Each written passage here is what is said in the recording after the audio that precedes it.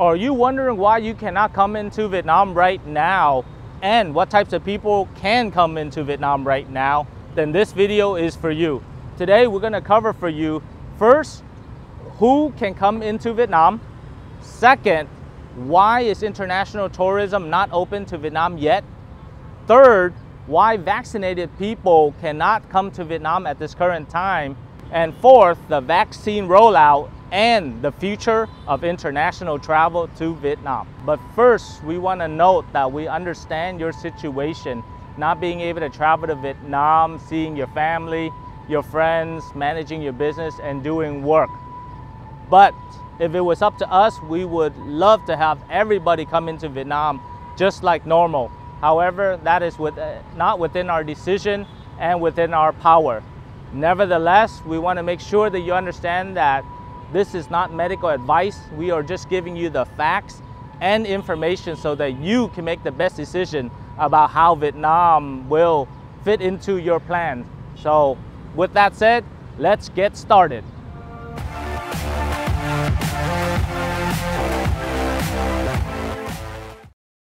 Hello, my name is Ken Yung, global and international business attorney with over 12 years of experience helping people travel all over the world, including Vietnam.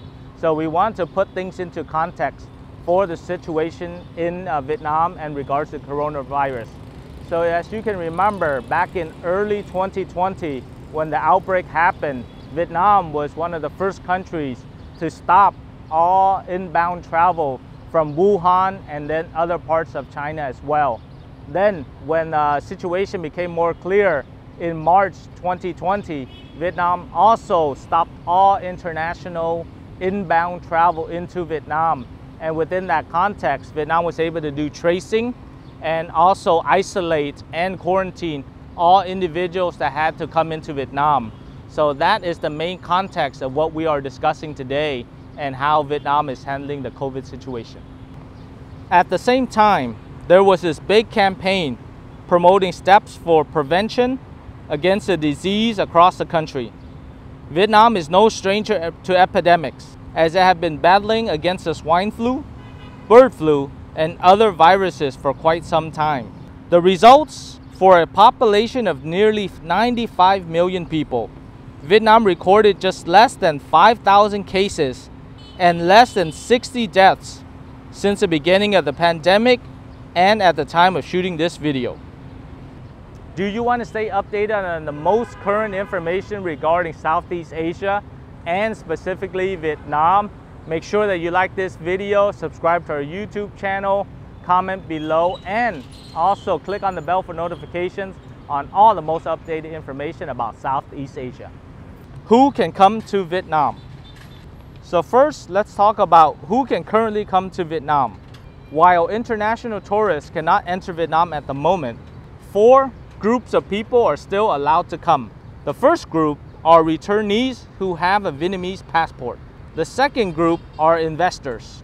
The third group are foreign experts, and then business entrepreneurs who create companies or representative offices, making it the fourth group. We actually discussed some of the details and ways to enter Vietnam in earlier videos. So make sure to click the pop-up banner to watch those videos and see if you qualify. As mentioned before, international tourists are not allowed into Vietnam at this time, and we want to explain the reason why. Is because if international tourists were allowed to come in along with the foreign experts and the investors and returnees, it would overwhelm the airports and also the systems put in place right now for prevention of COVID and the spread, such as the airports would have much longer lines, wouldn't be able to transport people to the right locations, and also due to the 21-day quarantine, that would make it massively difficult in order to get the right people into Vietnam at the current time to stimulate the economy and also to service the businesses and the manufacturers that are in place right now. Also, your question is, why is there a 21-day quarantine right now when just a few weeks ago was only 14 days? And this is because of the new strand or variant, what's called the India or the UK variant, that can stay within the body without any symptoms for 21 days. And thus, in order to stay safe and to keep everybody safe in Vietnam for both the expat community and the local community, Vietnam has implemented a 21-day quarantine with the subsequent fees and costs associated with that.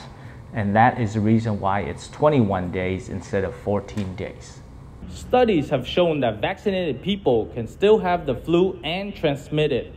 Thus, that is the reason why there's still a 21-day quarantine for vaccinated people who are eligible to enter Vietnam. The idea behind it is making sure that vaccinated people do not have the virus, as even vaccinated people may have it when they are in contact with locals while protecting the local population and vaccinated people at the same time to reach herd immunity. What about the vaccine rollout in Vietnam? To understand Vietnam's vaccine rollout, we need to understand first how vaccines came into fruition, the concept of supply and demand alongside major stakeholders. In May 2020, the US made a deal with COVID-19 drug maker AstraZeneca to speed up their COVID-19 vaccine research. In exchange, AstraZeneca promised the US 300 million doses of the vaccine made it through safety and efficacy trials. Earlier that month, the United Kingdom signed a similar deal with the same company to secure 90 million doses.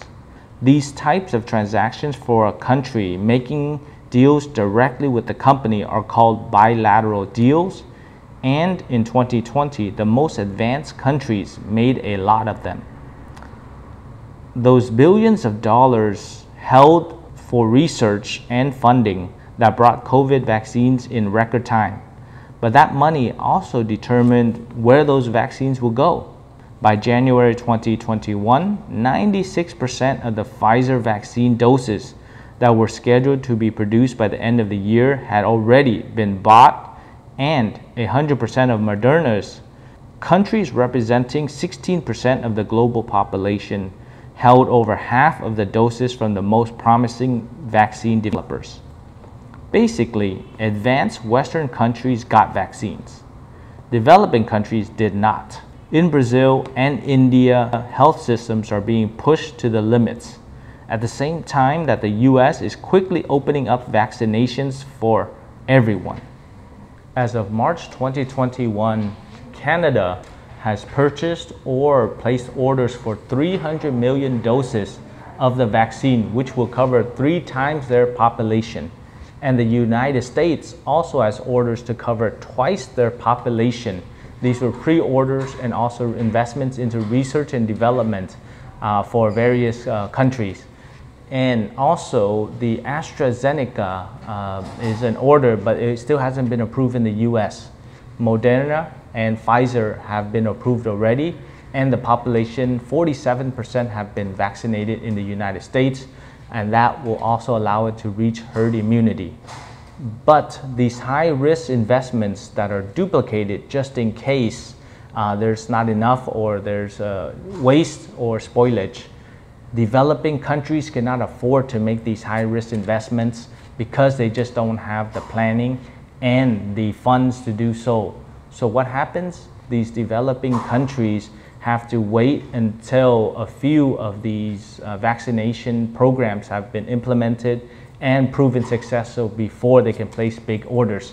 That puts them in the back of the line when they are ready to place orders for vaccinations. That's a big disadvantage of being a developing country as opposed to a developed country. Peru, for example, made a bilateral deal with AstraZeneca, but won't see those doses until at least September. Those who invested into the research and development are standing at the front of the line, which is why the US got 240 million doses of vaccine so far at least, and most of the developing countries don't even have 240 million doses all combined. What is the COVAX program? So the question is there a way to get a lot of money to the drug companies without creating a priority line at the manufacturing facility? So one of those programs helps you cut out the middleman and get the products directly to the people.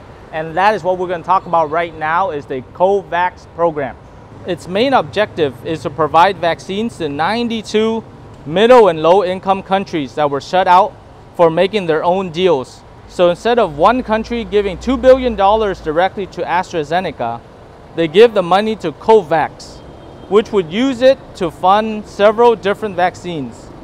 This way, if one or two of them fail early on, it would be a total loss. The other vaccines in the portfolio would make up for it. It is a multilateral system that's much lower risk for those countries than a bilateral one. The idea is that COVAX could use that large purchasing power to negotiate deals with manufacturers and developers on a global scale, which would drive the cost down and fund vaccine development. The second part buys vaccines for lower income countries. It is funded by donations from wealthier governments and charities. The US alone has pledged $4 billion to this fund. A month after the pandemic started, the COVAX program started, and the developed countries already had deals in place with the pharmaceutical companies, which means that they were less incentivized to join the COVAX program. Therefore, the COVAX program decided it would allow both the developed countries with their bilateral deals to also enter COVAX for other deals. However, that put a lot of the developing countries at a disadvantage because they did not have access to the vaccines and the different pharmaceutical companies that they needed. Thus, the program may or may not be as effective as had planned. Experts are skeptical that COVAX can deliver 2 billion vaccine doses by the end of 2021. As of May, COVAX only purchased around half that amount and delivered only 45 million doses. Meanwhile, as of May, the US has already administered over 200 million doses. Now that we understand the program as it works, let's talk about the Vietnam vaccine rollout. As of right in May 2021, Vietnam has already signed contracts for 31 million doses with Pfizer, and also has 10 million doses under the COVAX program. In total, Vietnam has secured 110 million doses of the vaccine for its population of roughly 95 million people. Vietnam has a deal with AstraZeneca to supply 30 million doses. Vietnam also expects 38.9 million AstraZeneca doses this year through COVAX.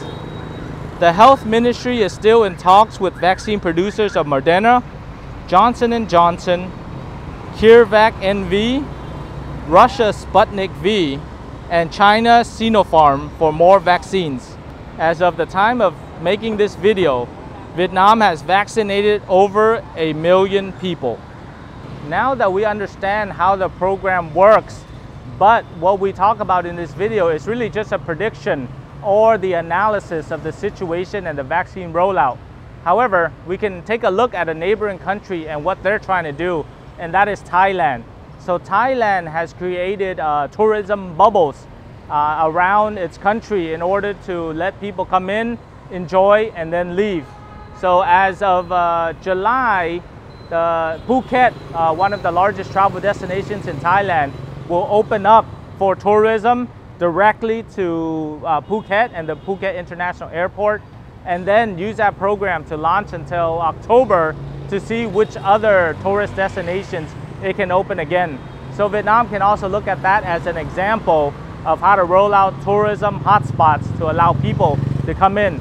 And we already received news that Quảng Nam, which is where Hoi An is, will possibly do the same thing as well. As Thailand will start its mass vaccination program in June, they aim to vaccinate 70% of the people in 4 months so they can reach herd immunity. Based on this plan, we expect Vietnam to take the same approach. Plans for the Environment Health Management Department sent to the Ministry of Health have already been made to reduce the quarantine period from 21 days to 7 days for foreign experts, and we can expect the proposal to be enacted soon. We have previously made a prediction video as to when Vietnam will open its borders to tourists. We predicted it would gradually open in Q4 of this year. From the leading regional trends, we could picture a partial opening for vaccinated visitors in late Q4. That would be the best scenario if everything goes as planned. But there are many variables to take into consideration that makes it difficult to predict its opening. In any case, we need to remain optimistic and root for a speedy reopening. If you are abroad and we know that you are missing your family, friends, work and colleagues in Vietnam, we also, as well as many of our executives and also staff in different countries, are missing Vietnam as well. So at Yung Global, we want to make sure that you understand we can help you come into Vietnam through many of our videos and much of our work for clients through the Vietnam Entry Assistance Program. So if you're interested and want to know how to come into Vietnam right now under those 4 categories, make sure you contact us, call us, email, Facebook, or leave a comment on our YouTube, and we'll be glad to help you. On behalf of Yung Global, my name is Ken Yung. Thank you for watching this video, and I'll see you in the next one.